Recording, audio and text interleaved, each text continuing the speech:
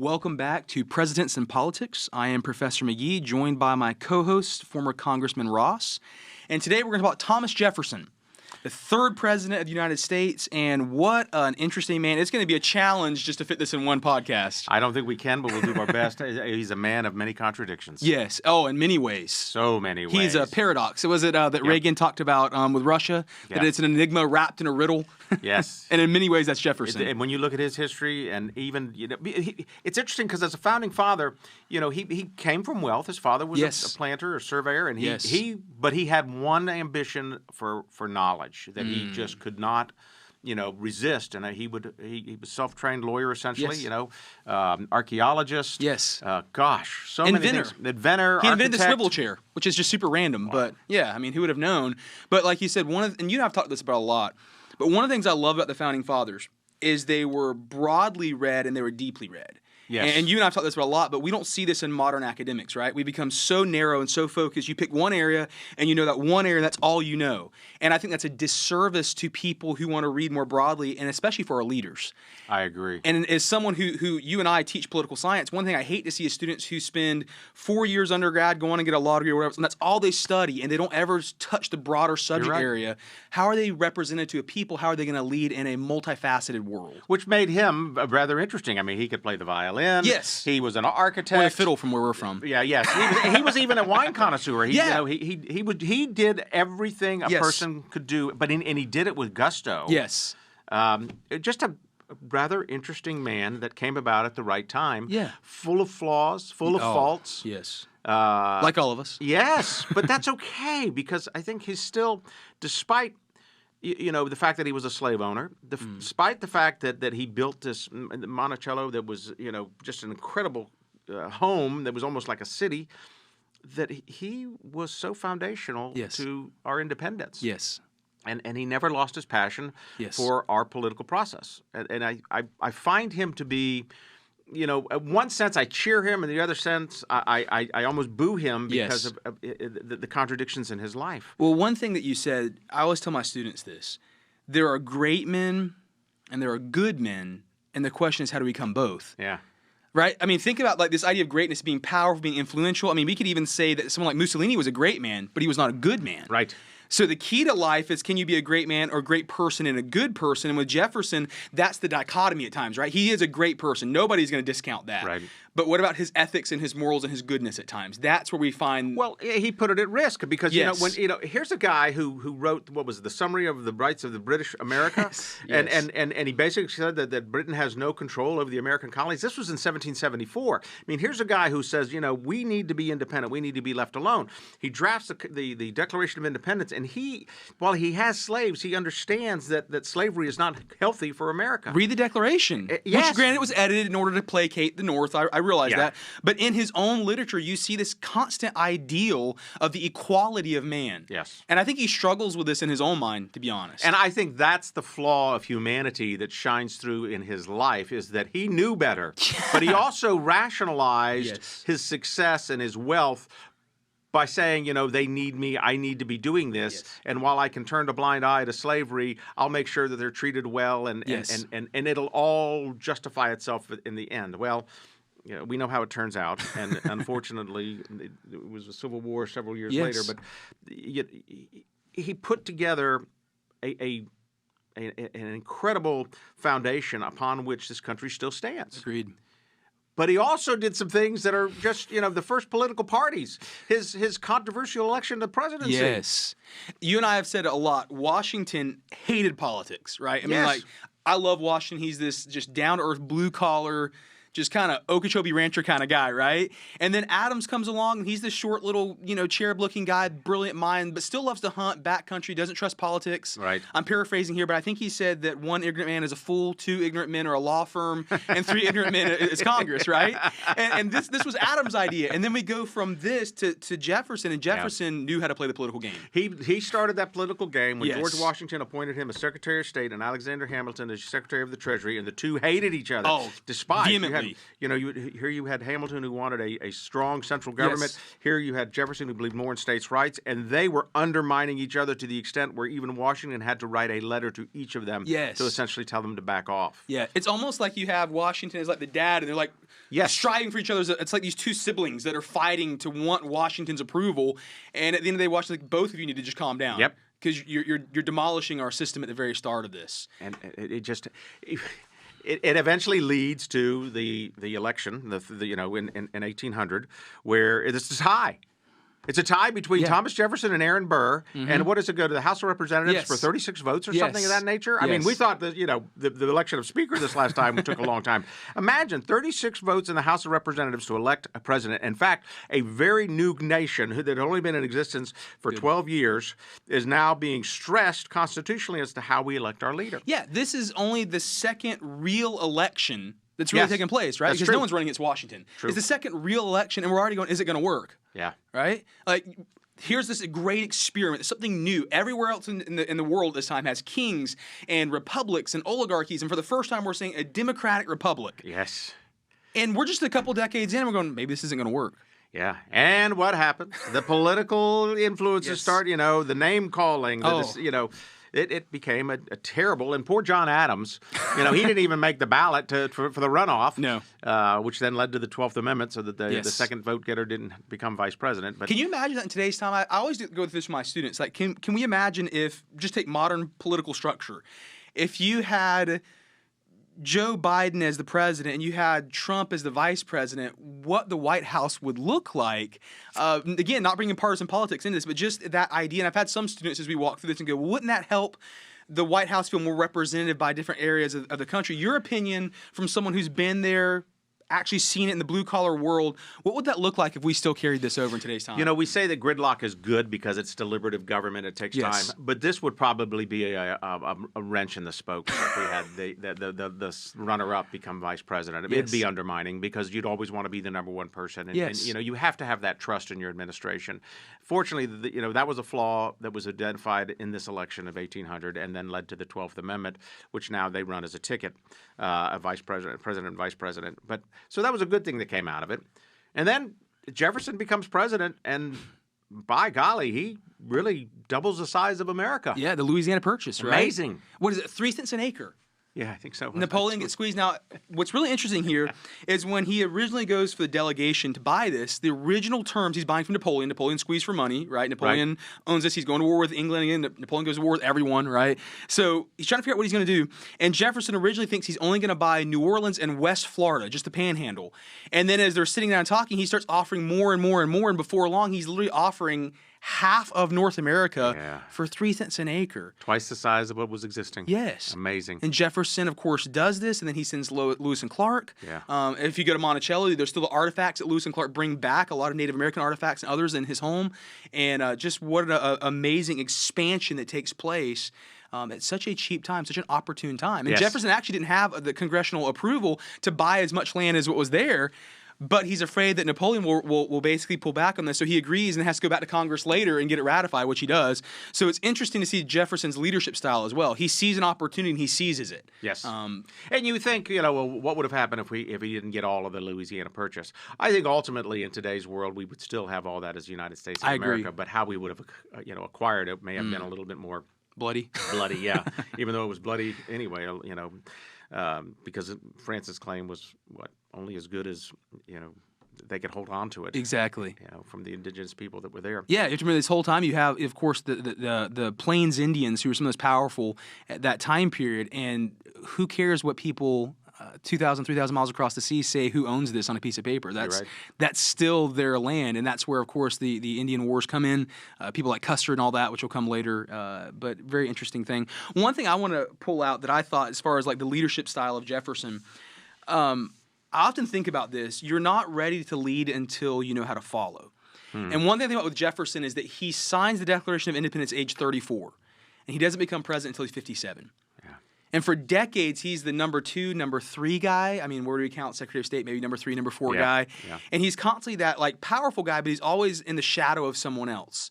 for decades. That's true. He replaced Benjamin Franklin as emissary to France. Yes. Which he loves France. Oh, he loves Probably France. because he loves wine. Yes. I read somewhere and ice cream. I read somewhere that his wine bill when he left the White House was $10,000 in that day's time. Now, can you imagine like a congressional spending committee in today's time? Gosh. And he actually dies, of course, broke. And one of the major reasons why is because of his love of wine and his love of books. Yeah. He collected or amassed 6,500 books, which was the largest library in North America, which later, of course, he'll sell back to the government after the burning of D.C. in War of 1812. Yeah. So he sells back, and as an old man, he sees his books like riding off in the sunset, and he'll probably never see them again.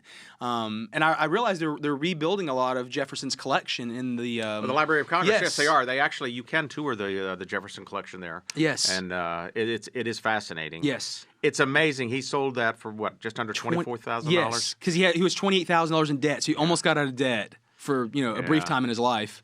And here's a guy that used human capital to maintain his lifestyle. Yes. Again, it's an amazing story of a man that was much needed in this country, but yet still had so many faults, as all of them did. Yes. And I think that's the takeaway here is that we're all going to have our faults. We're all going to have, our problems. But yet, if we stay focused at least on the greater good, there can be something great that comes out of this. Agreed. And that's what I think we're looking for in our leaders in our nation today, is we'll accept your faults. We'll accept your indiscretions as long as you acknowledge them, but more importantly, as long as you put the greater good above all that. That's good. And I like that. But we need to be teaching that. We need to recognize that. Yes. We need to reward that. Agreed. Because we're all going to make the mistakes. Well, I guess while we're talking about the dichotomy of who Jefferson was, we can kind of move in the idea of Jefferson's religion, right? Of all the founding fathers, he is the hardest to understand. So some will say Jefferson was not a believer. Jefferson, of course, he had something he called the demythalization of the Bible, where he had taken the New Testament, he cut out all the miracles, and he had his own version of the Bible. A lot of people say, well, this is because Jefferson did not believe the miraculous. There may be some credence to that. But in all honesty, Jefferson carried this around with him everywhere, and in many ways, he was keeping the words of Jesus close to him. So it's something interesting to think about. And then I want to read this quote as we think about the idea of Jefferson's religion. He said, "I tremble for my country when I reflect that God is just and that his justice cannot sleep forever." That's powerful. That is powerful, isn't it? Yeah. And if you think about this, I think it's one thing we see throughout the founding fathers. Their faith is they had this idea of the justice of God. Remember we talked about Washington on his coffin was inscribed "Rise to Justice," and I think maybe this idea of an accountability that was higher than them kept their power in check. And as we kind of lost the religion, the faith of America, maybe that's why there feels that there's no longer an accountability to American government. Well, I think you're right. And I think one of the things that he was concerned about as he authored the Virginia Statute of Religious Freedom was that he didn't want the government to tell him what religion he had to have. Bingo. And what he had to practice. Yes. And so and that in and of itself tells a lot, because here he drafts a statute for Virginia that eventually becomes, probably one of the most important things that in his career. And he establishes, look, if I want to believe, let me believe, but don't tell me what I have to believe in my religious beliefs. I recognize the sanctity of a person's religious belief. Yes. And I think that's the takeaway from that is that whether he was religious or not, he understood that a person had that right to believe and follow through on their religious convictions. Yes. And that had to be preserved. That had to be protected. And he did that as a legislator in the House of Burgess and then as governor of Virginia with the Virginia Statute of Religious Freedom. That's pretty significant. Yes. I mean, if he didn't believe at all, then why have it? Absolutely. Why have it? Absolutely. Well, think about the context, because nothing's ever written in a vacuum. Think of the context where he's writing this from. The absolute corruption of the Church of England. And then, of course, those who fled that came to America. They set up this puritanical culture. And before long, these congregational churches in New England become too powerful, too, before the Declaration. Of course, the Salem witch trials, other things, where they're basically running government from inside the church. And Jefferson said, okay, we need to have this separation of church and state. That was never to keep God out of government. That was never the idea behind this. It was to keep this idea of having small churches or a church body be run by corruption. It was to protect the church and the government, but to keep the government from getting in the church, too. Right? And we miss this. And in today's more secular-leaning culture, we talk a lot about the separation of church and state. That was never to keep these men's individual faith out. It was to keep... Oh, absolutely not. Yeah, and I think we missed that idea. That's the moral fabric of our leader. Yes, absolutely. And we need that. And we don't talk about that. No, we should. Yeah, we should, because the whole idea was that basically Baptists aren't going to run, or Church of God aren't going to run, or Presbyterians aren't going to run, that one denomination is not going to run the country, right? But now we've taken this concept and we said that means that you as a congressman can't talk about your faith. Yeah. Jefferson was never about that. None of the founding fathers, the idea of separation of church and state was not to keep an individual's faith out of their politics. It was to keep the two from muddying and corrupting each other. Yeah, keep the government out of the religious beliefs. Yes. Can you imagine how scary that would be? I mean, they can't get the post office right. Can you imagine going to a church that's run by... Yes. Yeah. That would be awful. It would be awful. And that was the whole idea behind that. And I think we've muddied the issue along the way. Of course we have. You know, and look, you look back at the election of John Kennedy for president. Even Billy Graham got involved in that on behalf of Richard Nixon, and because they didn't want a Catholic. Being told by the Pope how to run a country, and sometimes the religious believers can be their own worst enemies. We understand that, but that's the fallibility of man. But it still doesn't eliminate the fact that their faith plays a role in how they go about leading a nation, and the lack of faith does so as well. So. Would you like to touch on? From your experience in Congress, someone who's how did your faith play out your role as a congressional leader? Well, it was very significant. It's what created what I think is my moral foundation of how we ought to be led. And I would associate with like-minded people on both sides of the aisle. Imagine that. That had similar religious belief, Christian faith as I did. But I enjoyed the discussion of diversity with them. I became very active with the Israeli community, and as was Washington and the founding fathers. Yes, we see that. You should. The Arab community. I visited Arab families over in the Middle East and really got to know, understand that the heart of their desires is to do good for their family in peace and to build a better society than what they had for their children. That's the common ground we all find, and that has to be facilitated through a process of government. And if you can't allow that to happen, then God help us all, because that's where the religious beliefs come into play in order for us to find that common ground and to build that better nation. Yes, we have differences. Of course we do. Any good marriage is going to have differences, but you got to work through them. And our founding fathers, despite the fact, again, we go back to what John Adams and Thomas Jefferson were like after the Declaration of Independence, after the loss to Jefferson, and Adams hates him, but then they rebuild their relationship. It's a story of redemption, isn't it? It is a great story of redemption that, again, I think shows providence in the creation, development, and continuity of the United States. Yes. And I find that to be fascinating. I like that. I also want to touch on, we talked about his idea of religion, but in the Declaration, two things always stand out to us. We talk a lot, the freedom of religion and the freedom of free speech. Yes. And I think this is something that's very applicable for where we are today, right? And Jefferson, more than almost anything else, just prided the idea of free speech. And one thing we always teach in our political classes is that you cannot have democracy apart from a free press. It's absolutely true. It is, right? I mean, look at North Korea, and then look at us. I mean, just look at the way that a press is treated. You can tell really fast where we are on the freedom. Because if you control the information, then you control everything. That's kind of Plato's The Cave, right? Yeah, He's bringing information down. Exactly. That's pretty much all it is, right? If we go to political philosophy, that's the whole idea. You control the information, you control the narrative, right? Yes. So with that in mind, I often wonder, as I read through a lot of these founding fathers, what would their take be on maybe modern-day censorship, on social media and other things as we're seeing beginning to kind of change. How would they look at this? That's a very good question, because you look at Thomas Paine. You look back then, you controlled your argument by publishing your side, whether it was truthful or not. Yes. And censorship was a function of government. Today, we're seeing censorship a function of private industry by way of the social medias. Absolutely. Now, I don't know how our founding father, they probably first say, look, we have to just keep hands off of it. This is the private sector controlling their own medium, if you will. An Adam Smith kind of idea, right? Yeah. Kind of hands off. But then, again, the development of our country, we saw we're more government and more government and more government. So in today's world, you would probably see the founding fathers want to do something about regulating social media platforms. And I think we'll get there eventually. I'm not saying that's a good thing. I'm just saying that they can't keep itself in check. Yeah, one thing that's scary, I always tell my students this. I ask them, if I give them an assignment to research, what's the first thing you do? And 99%, they go to Google, they search things. I'm like, you're literally narrowing down your entire scope of research to one corporation's idea of what you need to see. Think about like back in the 1700s, you had multiple publishing houses and multiple ideas instead of having basically one algorithm that's tailoring information to you. Right. That's kind of a scary thought. Well, and it's a scary thought, and it's a scary thought how you get them under control. And I'll give you an example. When I was in Congress, we had an anti-piracy bill that we were pushing, and I was a co-sponsor of it, that would have made these internet providers liable for pirating content, and we were trying to protect artists and intellectual property and things of that nature. Well, Google and all the internet providers didn't like it, so what they decided to do is to shut down for 24 hours. 24 hours, they shut down. Our phones rang off the hook. That bill died.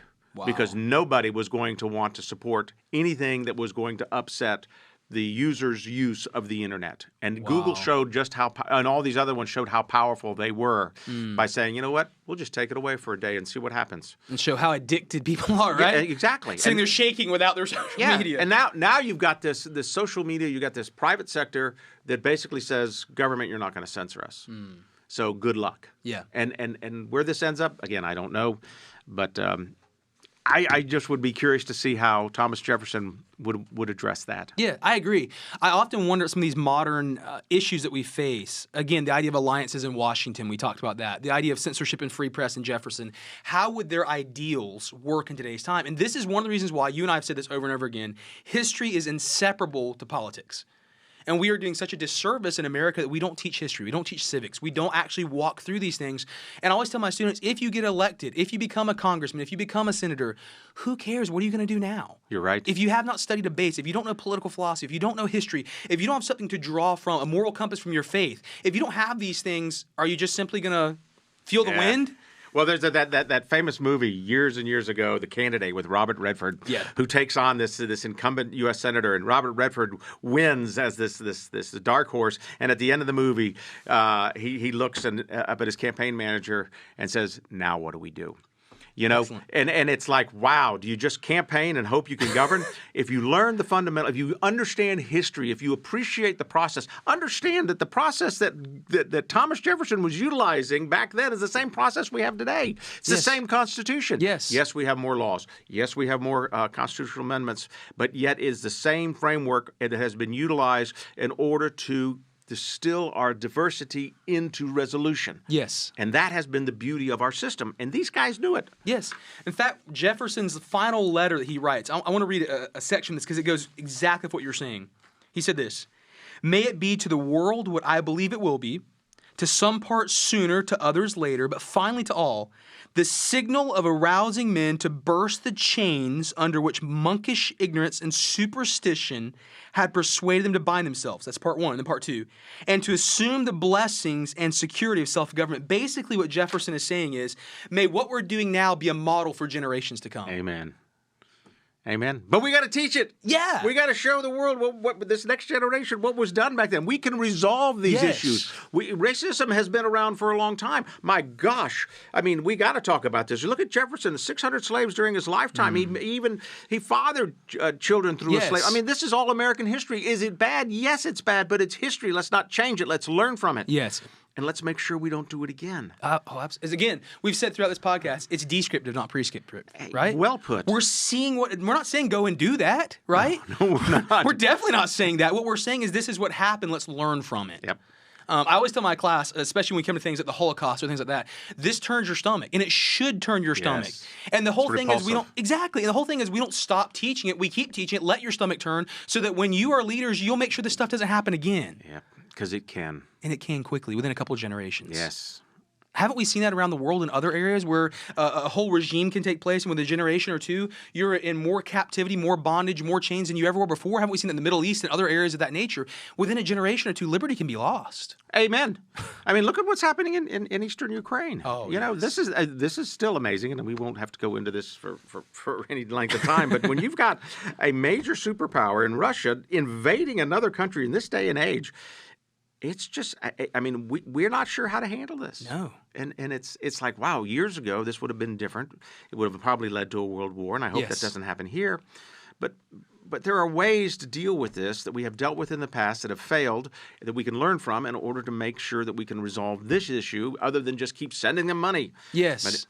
Yes. Anyway, I digress. And I think this is where this kind of full circle comes back to the idea of being well read, broadly read, right? Yeah. We don't want politicians who have spent 30 years studying one topic, but can we actually be well read across areas. Why was Jefferson, why was Adams, why was Washington so successful? They have read thousands of books from engineering to mathematics to agriculture to war to politics to diplomacy, and they have this broad knowledge base of a mind to work with. And an insatiable desire for knowledge. Yes, and we're not raising up well-read, broadly read people, men and women, who are ready to step into this. Look at the American education system, and we're not seeing, like, okay, Jefferson could fluently read French and Greek and Hebrew and Latin. He's read Plato in the original Greek. He has this great mind that he's working with, and now we don't really see that in politicians today. No, we don't. And I think that you can't have a cookie-cutter politician and expect them to be the leader that this nation needs. Exactly. You've got to develop them with a broad liberal arts background. Imagine that. Whether they go to college or not is not the important thing. No. Whether they have the desire and thirst for knowledge is what we need to be encouraging,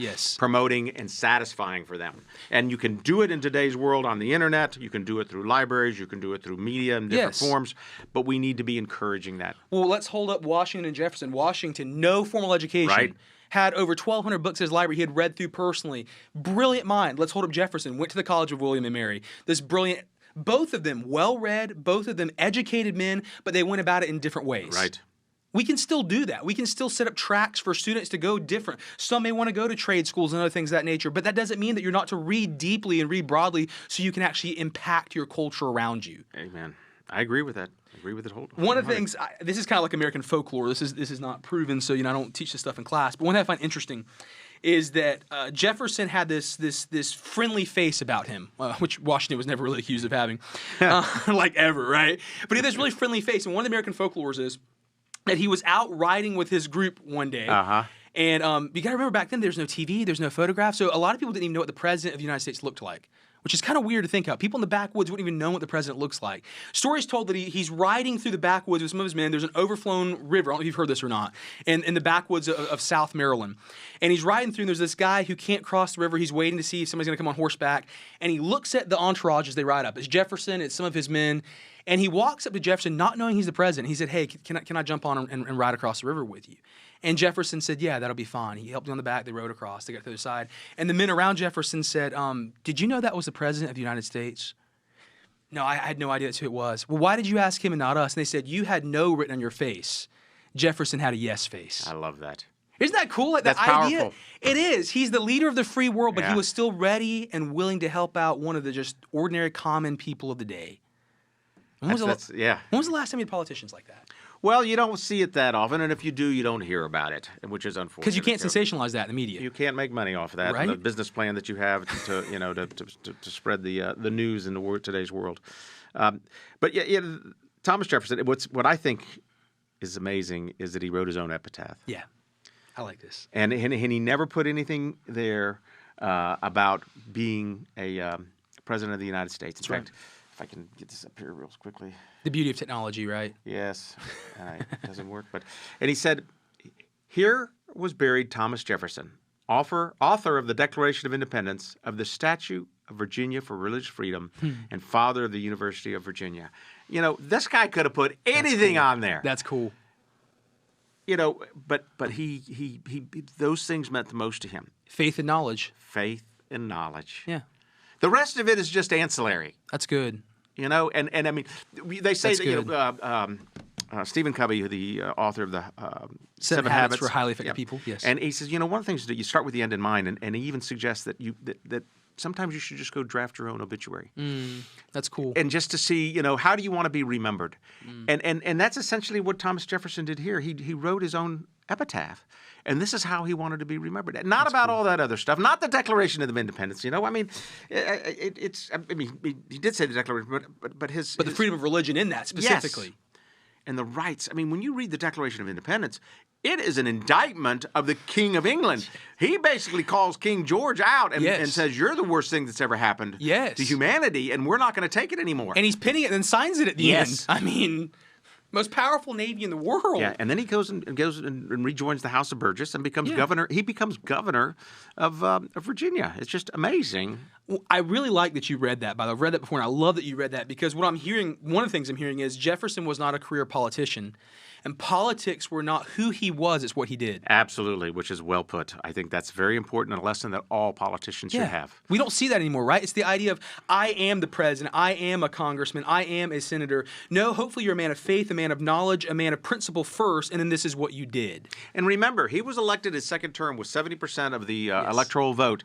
There were no presidential term limits back then. That's right. He could have easily stayed on. Yes. But he chose not to. And he was in good health, too. He was in very good I mean, health. he had no reason to pull out. No, I mean, he just bought, doubled the size of America. Life was good. Mm-hmm. What was interesting is that he also took the, we were having terrorism on the high seas. The Barbary Coast, right? And he wins the Barbary Coast War. And he's a war hero. Well, not that he fought, but the president as commander-in-chief. Yes.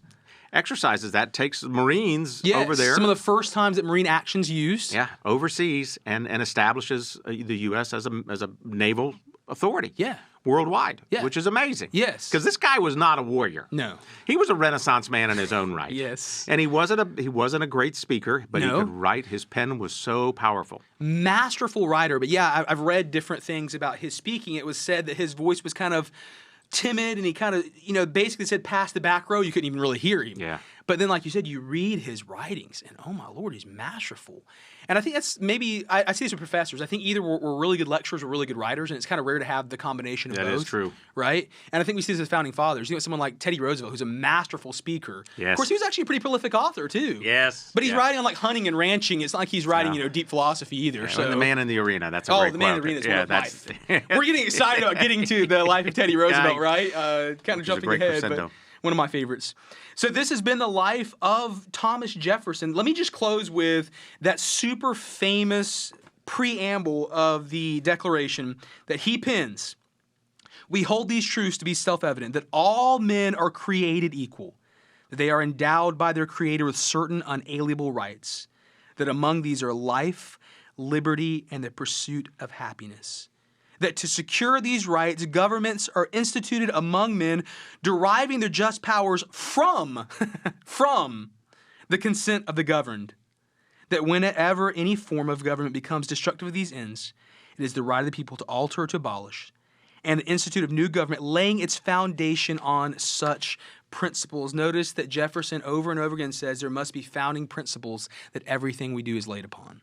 Absolutely. And this has been the study of Thomas Jefferson. We look forward to seeing you next week. Thank you.